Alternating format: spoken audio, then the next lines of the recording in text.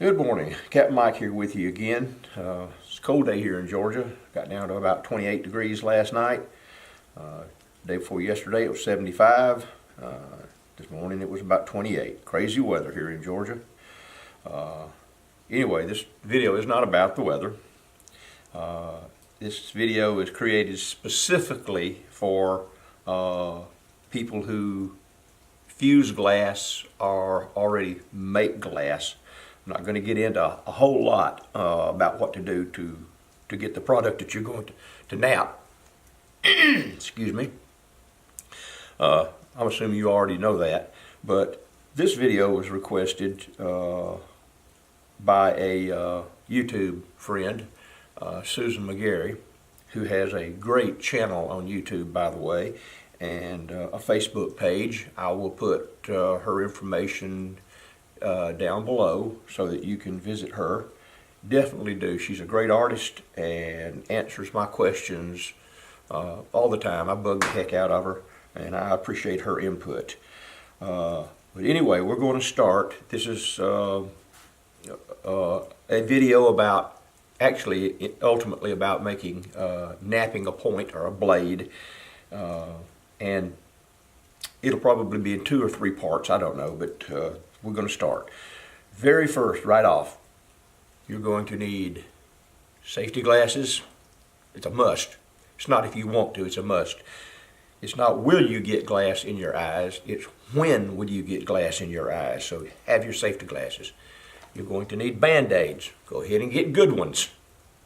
And because you're going to cut yourself, even if you wear gloves. Get the thinnest, toughest gloves you can get. Big thick gloves make it hard to do this, but hey, I'm not going to tell you what you can and what you can't use. But those of you who bleed easily and don't want to get cut, you're going to need those items right there. So with that out of the way, we'll get started on tools that you will need. And you're going to need, most of all, you're going to need a pressure flaker. This is a standard size right here. This is the one, if you order them online, this is pretty much what you're going to get. They do make a smaller one that I use quite a bit for finishing work. It just has a smaller piece of copper in it right here, but you don't have to have it. You're going to need an abrader. I make my own abraders by cutting up grinding wheels, because all of us glass folks have got diamond saws and tile saws, and so I keep the blade sharp, the diamond saw blade sharp, by cutting off slabs of grinding wheels that I pick up. They make great abraders. You're going to need a hand pad. This is mostly what you'll get when you order them online. Make sure that you get one with a slot in it. It works much better than just a perfectly flat one. And another tool that you might need, it's not necessary, but I use it, it's a finishing pad. These two usually go together. I can do my fine work on this one using this tool, and those are the napping tools you're going to need. You can get them on eBay. You can get them online at various places. I will put 2 contacts in this video. Friends of mine who sell this stuff. Go visit their pages. The other thing you already have probably is a pair of nippers, and I'll explain what you can use the nippers for. You do not have to have them, but for those of you who don't have a whole lot of grinding tools and cutting tools, the nippers will suffice. So those are the tools you're going to need. Now, the next thing we're going to talk about is the glass. Now, I start my students out on just regular plain old plate glass that you can pick up anywhere they repair windows, storefront windows and things. It comes in about 3 shades of this dark and all the clear you want. It's 1/4 of an inch thick. And I start them out on that because most of the people I start out do not have glass making facilities, and it's cheap. So we just trace the templates on it. And I'll explain to you what you do with the templates in just a little bit. And then, of course, the next thing is you will make your glass. If you're watching this video, odds are you are a better glass fuser than I am, but you're just interested in how you can utilize some of your scraps.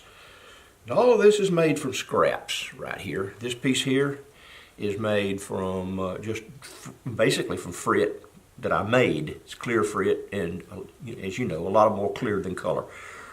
And that's one way of doing it, and I'll tell you some disadvantages to this in just a minute. This one right here is 2 pieces of clear, well actually it's 2 pieces of yellow with some green sandwiched in between it. Pretty much 3 layers, we'll talk about that in a minute. And this is dichro sandwiched between 2 pieces of clear, and there's a reason for that. And of course the last piece is just, if you like your school colors, you know how to fuse these together. This is just 2 layers, basic your 6mm that it goes to. And this, of course, this last one here is just some large pieces of glass that I make in a mold that I have.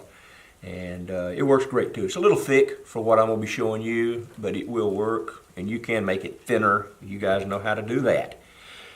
All right, now, just to give you a heads up on how I do this, you guys may have a different way of doing it, but this particular instance right here, I'm using 3 pieces of glass. We all know about 6mm rule, and this is 3 pieces of 3mm, but it's okay because, as you know, it'll slump on down pretty much like this, a little over 1/4 inch, but that's fine.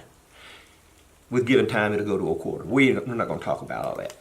Just clean your glass good as you would, and this is, of course, green. Use any color you want.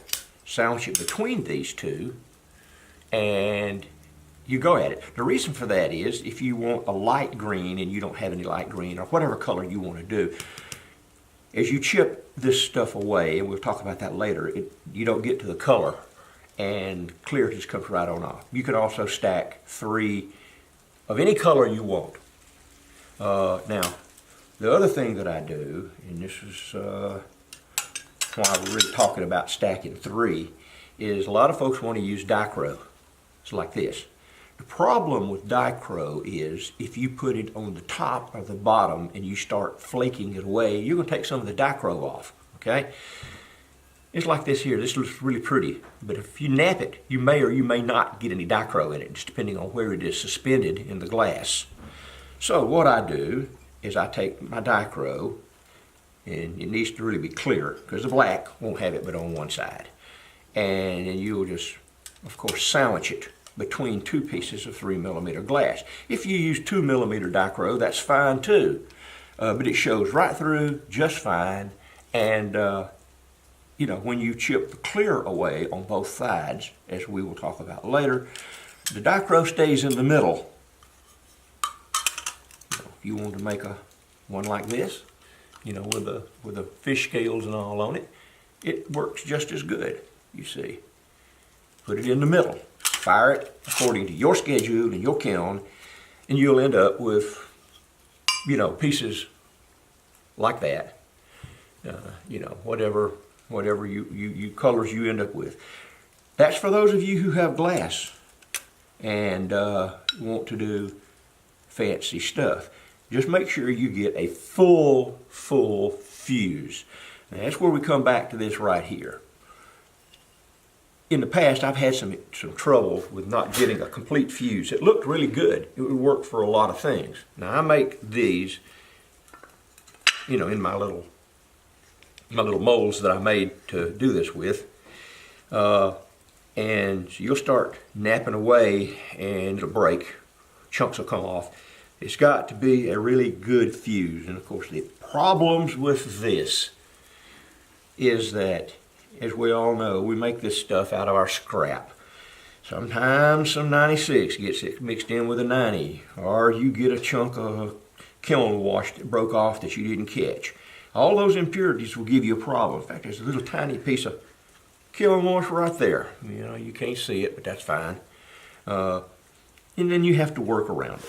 So this is just something to do if you want to do it, but it's not totally necessary to do it the way. I prefer this method. It's more controllable. And so with that said, we will get on with what we do next. Now, you've got your glass, whether it is the glass that you're going to use to start with, which I would recommend, even those of you who have plenty of colored glass. You know, you're going to be tempted to pick up your glass, your pretty glass, and start on it. Not going to happen. If you have never done this before, there is a steep learning curve, as we will get to in just a little bit. So get you some scrap glass like this. It works better. You don't have to worry about impurities. You don't have to worry about a poor fuse, but you will still get the basics of what we're going to eventually end up with here. I draw my patterns using a wax pencil, color of your choice, depending on what you want to do, okay? And then I take this to my table saw, not my table saw, but my tile saw, and I do most of the cutting on my tile saw. I rough it out as best I can, and then I go to the big lapidary grinder and I grind it perfectly flat. If you want to dress it up, then you can go over, most of you are going to have a diamond spindle grinder, and you can flatten it out to exactly 90 degrees and clean it up on the spindle grinder. But you're going to end up with something like this. And this just happens to be one of my favorite shapes. And then, of course, you can do any kind of shape you want to do. They're all done the same way. Now, you can also cut them out on a diamond bandsaw or a diamond, one of those circle saw thingies. I've got one, just having a senior moment, can't remember what it's called. But, you know, you can cut them out that way too if you want to. It's just time consuming, and it's a lot of wasted diamond when it's a lot faster on your saw. And I'll try to get to maybe a segment that I can put in here that will show you how I do it. But right now it's so cold outside, the water probably freeze. Now, I talked to you about the nippers and what we were going to do with nippers. And this is an easy way to start, especially with this kind of glass. That's a 1/4 of an inch. It gets much thicker than that, it gets tough. But I just drew it out on this. Take your cutter and your glass cutter and cut it close. Cut it as close as you can cut it, and it's 1/4 inch stuff. Pop it. Then take your nippers and just nip it. You know, we'll get over here in a minute. Just nip it as close as you can get it. Once you got it nipped out to the shape that you want, you can go ahead and grind it. And you'll end up with whatever I've done with it. How about that? You ever lose anything on your table right in front of you? Ah, here they are. You'll end up with something like that. Boom. Something like that. So that's how you get your glass to the shape that you want it. That's how you get your different kinds of colors, if you will, that you want. You already know that.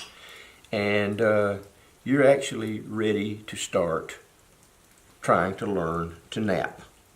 Again, I suggest you start with this. We're going to cut some of this into some real thin strips, and I'm going to show you the technique that's used, and you'll just have to sit down and practice. Depends on how much time and effort you want to put into this. And you too can have a napped blade. And that's the longest one that I've made out of regular plain glass. Where's the center of this thing at? Okay, there we go. So, and that's a napped blade, just like an arrowhead that you'd find, only it's just napped out of glass. Okay, that's where we're going, only not this big. We're going with something smaller. We're going with something about this size. And that's, there. That's where we're going, if we can. So let's set the camera up in a different location. I can sit down and we will start trying to nap a little bit.